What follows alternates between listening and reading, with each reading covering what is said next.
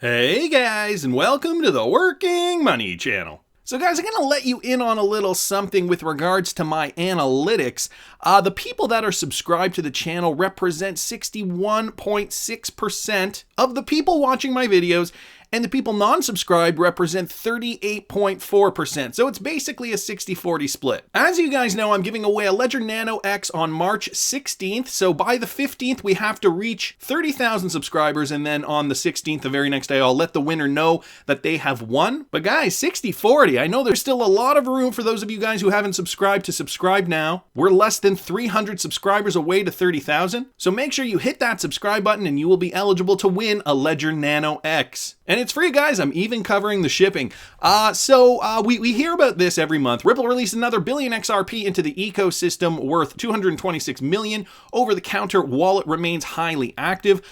So they just unlocked another 1 billion XRP in two chunks, 500 million each. That as per the whale alert on Twitter at whale_alert. And this was noted, a Ripple-owned wallet used exclusively for selling its holdings to institutions over the counter, however, has remained highly active in the month of February, sending 75,202,210 XRP worth $17 million to wallets of unknown origins. And Ripple has gone on the record saying that, over the last calendar year, they are selling less and less XRP over the counter. And I know what you guys are thinking. We're going to get to it in a bit. Is Ripple selling XRP to remain profitable? And is it kind of screwing over retail investors a little bit? Hang tight, guys. We are going to get into that.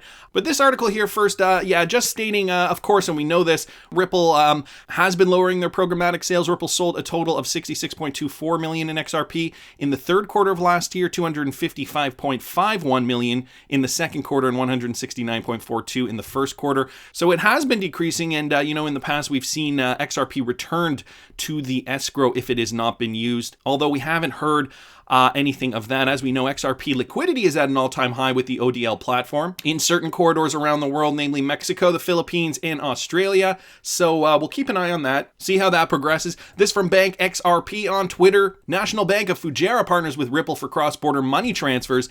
And so the National Bank of Fujairah announced its partnership with Ripple, a leading enterprise blockchain company, to enact easy and seamless cross-border payments through the RippleNet platform. Through this blockchain solution, the bank's customers will now be able to conduct secure and real-time payments with clear end-to-end tracking of transactions. And to me, it almost sounds like the statements that these CEOs are making are kind of coached along by Ripple using their language. In a fast-moving environment, banks have to act with agility and constantly look for new and improved ways to service their clients. Digitization remains a key catalyst for change, and as a customer-first bank, we understand the importance of leveraging blockchain technology to deliver seamless and frictionless experiences to our clients. RippleNet will enable us to stimulate an enhanced payment experience that will allow our corporate clients to manage their finances in a more efficient way. It's all about efficiency, leveraging blockchain technology, making it frictionless. That's a big term we always hear Ripple use, but it's true. In this day and age, there are so many options for payments. So why go with your bank if it's going to cause you more headaches than going with a competitor that might be frictionless, that might use blockchain? When these banks are getting on board with RippleNet, they realize that they are back in the game, and because of the benefits of RippleNet, they are able to compete once again. And since 2018, we know Ashish Burla has mentioned Ripple has already taken 50% of India, and so this bank operates in India, obviously needing cutting edge over their competitors. So they will be capitalizing on the benefits of RippleNet to service its large Indian customer base by conducting remittances to India through Indus InBank. Ripple enables the bank to actively leverage the Ripple cross-border network and significantly enhance the user experience in the fund transfer. So another partnership under Ripple's belt.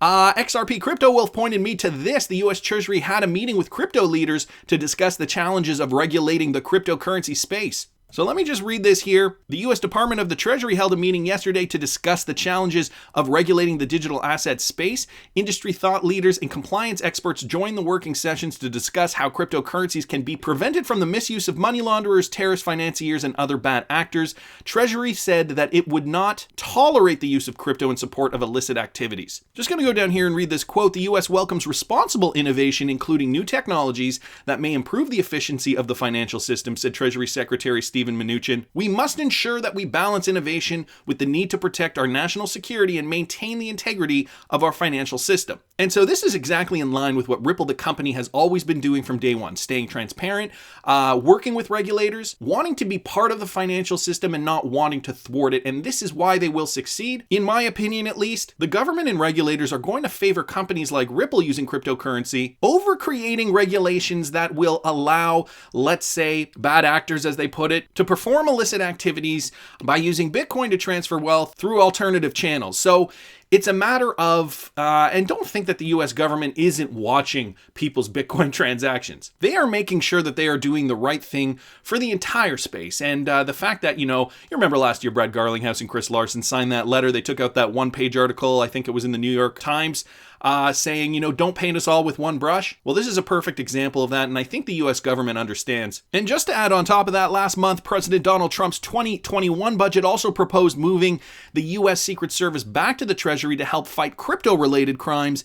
If the proposal goes through, Treasury could have more supervisory powers over the crypto space. And so this is what we're looking for. This is going to be the new method in which the government will be treating cryptocurrency generally, but different facets within cryptocurrency particularly as the years go on. Gone are the days of, remember when the internet, I don't know how young you guys are, it was basically the Wild West. There were no laws in place regarding bullying children or, all these things, torrent sharing, stealing people's music and uploading MP3s. None of that existed, and it took time for governments to regulate the space, to protect people appropriately. Well, it is still going to take time. I think with cryptocurrency, it's going to move along a lot faster, though they've already been working on it for several years. And this technology is on our doorstep. We're just waiting for the regulations. And I don't know if you guys saw this, so this can be a little disconcerting for people who might not see the entire picture. Ripple chief says XRP sales required to keep company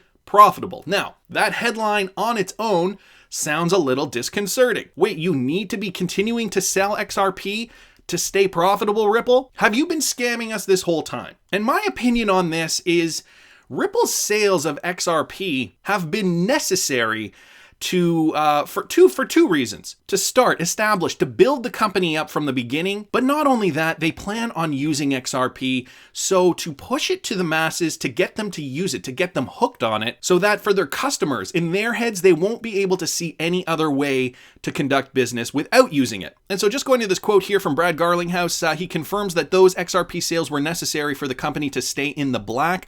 I think he's talking about way back when we would not be profitable or cash flow positive without selling XRP. I think I've said that. We have now. In the interview, Garlinghouse also addresses long-standing questions about whether Ripple compensates companies that join RippleNet, noting that it depends upon the shape and size and type of how high a priority they are. Ripple also pays one of its highest members. And so, so this with regards to the MoneyGram thing, and Ashish Birla cleared that up over Twitter. The fact that Ripple has the money now, they have built a company, they are now licensing technology, they have the money, and they're using that money to continue to grow their company. There's nothing wrong with that. It's not a pay-to-play system. It's not like, hey, we'll pay you if you use XRP.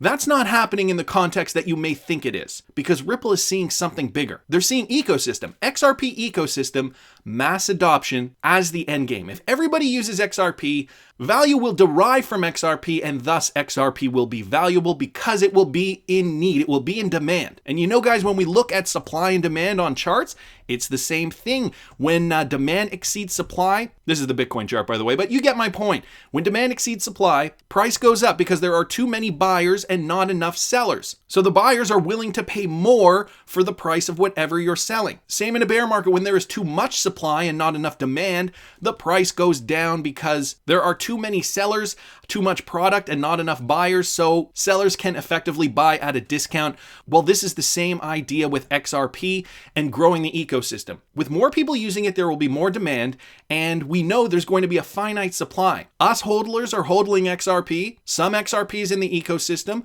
A little bit is getting dropped through the escrow each month. Some companies, I'm sure, are holding XRP. Ripple has gone on the record saying they've even sold over the counter to some big investors over the years. So there's all that XRP in the ecosystem, and we're just not seeing the demand right now because we don't have the regulations right now. And guys, it behooves Ripple for there to be a high XRP price. Let's not forget this article here. This from back in January 2020, an interview with Brad Garlinghouse when he was asked about if Ripple can control the price of XRP. In the XRP community, Ripple is the largest owner, and the point I have made is we're the most interested party in the success of the XRP ecosystem. So they are the most interested party because they hold the most. Okay, and Brad Garlinghouse has even said, when I give discounts, over-the-counter discounts to companies that are willing to use XRP, once we see sweeping adoption, we don't sell that XRP at a huge discount, maybe 5%. I think this was an interview back in the summer. He said 5%, we don't give them 50% discounts or anything like that because Brad Garlinghouse even today sees the value with XRP. So this is what's important. It's important to keep your eye on the prize. And guys, not only that, remember David Schwartz talking about buying a house with Bitcoin when Bitcoins were worth $10 versus Bitcoins worth thousands of dollars. It's much easier to do because you need the Bitcoin price to be high enough so that you can source the liquidity. Well, Ripple is doing the same thing. David Schwartz says down here in a tweet from 2018, which was more practical, buying a house with Bitcoin when the price was $10 or buying a house with Bitcoin now? The lower the price typically, the more of a loss you take when you buy or sell the given asset value. He goes down here to say, when XRP was less than a penny, you couldn't buy $1 million worth of XRP without buying slowly and waiting for liquidity to recover. Now you can buy $1 million very easily. And so the theory remains the same with payments. For those higher targeted payments, Ripple needs the price of XRP to be high enough so that they can source liquidity for that purpose. We're talking hundreds of thousands, if not millions, if not tens of millions, if not hundreds of millions of dollars in value transfer. So this is what's important here, guys. Listen to what they're saying about XRP. Don't just look at the headline and panic. As this may have been true in the past, I'm sure Ripple has different revenue streams today to stay afloat. They aren't worth $10 billion for nothing, but that's just my opinion. I want to hear what you guys think. Please subscribe to the channel if you want to be eligible for the Ledger Nano X giveaway. Like the video if you like the content I'm providing. I always love hearing your comments. See you in the next one, guys.